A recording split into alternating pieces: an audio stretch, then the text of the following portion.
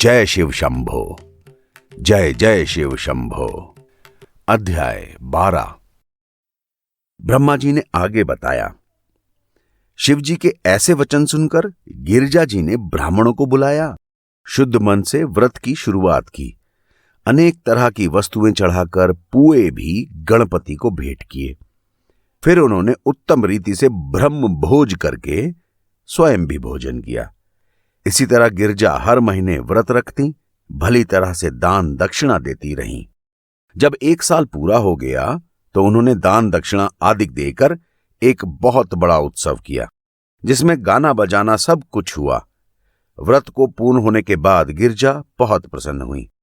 तब गणपति ऐसा स्वरूप बनाकर उनके घर पहुंचे कि वे बहुत भूखे प्यासे, नंगे, दरिद्री, श्वेत केश लेकर, माथे पर श्वेत तिलक लगाए, महादीन, कौवे के जैसे बोलते हुए, दांत मैले कुचैले, हाथों में डंडा लिए और बहुत ही पतले दुबले थे। वे दुखियाते हुए शिव जी से कहने लगे, हे शिव, तुम क्या करते हो? 7 दिन से हमने कुछ नहीं खाया, तो हम बहुत भूखे हैं, हमें भोजन चाहिए। तुम हमें भोजन कराकर जल पिलाओ। यह सुनकर शिव जी तुरंत उठ गए। गिरिजा जी भी तुरंत आ गईं। उन्होंने ब्राह्मण को प्रणाम किया और स्तुति की। शिव जी उससे इस तरह से बोलने लगे, हे ब्राह्मण, तुम्हारा नाम क्या है? हमारा सौभाग्य है कि तुम यहां आए।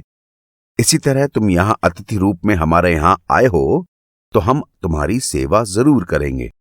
अतिथि की सेवा के सुख के बराबर कोई धर्म नहीं होता। गिरिजा जी ने उसी समय ब्राह्मण को उत्तमोत्तम भोजन कराया। भोजन कराने के पश्चात ब्राह्मण ने तृप्त होकर प्रसन्नतापूर्वक कहा, हे गिरजे, तुम्हारी कामना पूर्ण हो। तुमको सांसारी रीति के विरुद्ध ऐसे पुत्र की प्राप्ति हो जो धन्य हो। इतना कहकर ब्राह्मण अंतर्ध्यान हो गए।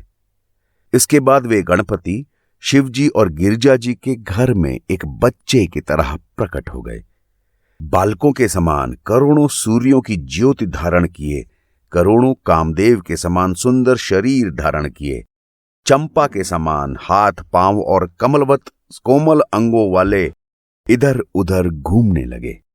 जब शिवजी ने और गिरिजा ने देखा कि वह ब्राह्मण एकदम अंतर्ध्यान हो गया, और जब वो मंदिर के अंदर गए तो वहां उन्होंने देखा कि एक अत्यंत सुंदर बालक हंस हंस कर शैया पर खेल रहा है। गिरिजा ने बहुत प्रसन्न होकर बालक को गोद में उठा लिया। वो इतनी प्रसन्न हुई जैसे कोई दरिद्री अतुल संपत्ति पा जाता है। शिवजी ने उन्हें अपनी गोद में लिया, उनके सर और हाथों को सहलाया और नाना प्रकार के आशीर्वाद दिए। फिर सब ब्राह्मणों को बुलाकर रत्न मोती आदि दान किए। उसके बाद विष्णु जी, देवता, मुनि सब शिव के उस पुत्र को देखने के लिए आने लगे। हिमांचल भी बहुत प्रसन्नता से सारे रत्न आदि लेकर पहुंचे। 1 लाख अमूल्य रत्न, 5 लाख तोला सोना, 3 लाख घोड़े, 1 सहस्त्र हाथी और वस्त्र आभूषणों को दान में दिया गया। देवता, शेषनाग, गंधर्व आदि ने भी 1 सहस्त्र अच्छे बर्तन, 1 सहस्त्र माणिक्य, असंख्य अग्नि में न जलने वाले शुद्ध वस्त्र दान दिए। लक्ष्मी ने कौस्तुभ मणि और सरस्वती ने हार ब्राह्मणों को दान दिए। विष्णु और मैंने बालक को देखकर प्रसन्नतापूर्वक कई आशीर्वाद दिए। उस समय विष्णु जी ने कहा, हे बालक, तुमने शिव जी को बहुत प्रसन्न किया। तुम्हारा बल पवन के समान होगा और सब सिद्धियां तुम्हारे अधीन रहेंगी। मैंने ऐसे आशीर्वाद दिए कि तुम सब लोग द्वारा पूजे जाओगे।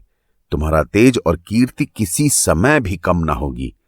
तुम तीक्ष्ण बुद्धि वाले होगे और बड़े विद्वान होगे। तुम हमारे समान सबका उपकार करोगे और तीनों भुवनों के विघ्न तुम्हारे स्मरण मात्र से दूर हो जाएंगे।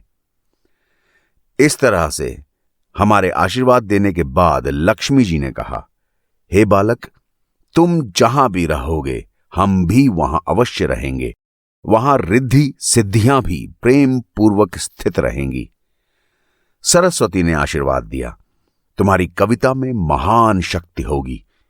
तुम्हारे स्मरण मात्र से कवित्व शक्ति शीघ्र प्राप्त हो जाएगी। सावित्री ने आशीर्वाद देते हुए आगे कहा, हम सारी वेदों की जननी हैं। हमारी कृपा से तुम सारे वेदों के ज्ञाता हो जाओगे। हिमांचल ने कहा, तुमको शिव के चरणों में बड़ी भक्ति प्राप्त होगी और तुम विष्णु के समान अपाल बलशाली होगे। मैना ने कहा, गिरजापुत्र, तुम कामदेव के समान सुंदर हो, समुद्र के समान गंभीर और विष्णु और शिव के समान धर्मनिष्ठ बनोगे। वसुंधरा ने कहा, तुम्हारे अधीन सारी धरती के रत्न और मणि रहेंगे। तुम्हारी कृपा से सारे विघ्न नष्ट हो जाएंगे। पार्वती ने कहा, पुत्र, तुम सिद्धि को देने वाले, सिद्ध योगी के समान मृत्यु पर विजय प्राप्त करने वाले, सबसे निराले और अपने पिता के समान बनोगे। शिवजी ने आशीर्वाद दिया, तुम सबको आनंद प्रदान करने वाले, सबकी पूजा के योग्य और मुझको सबसे ज्यादा प्यारे होगे। इस तरह सब लोगों ने मिलकर गणपति को आशीर्वाद दिए। गणपति की इस उत्पत्ति कथा को जो भी कोई सुनेगा या कहेगा, उसके सारे मनोरथ पूरे होंगे।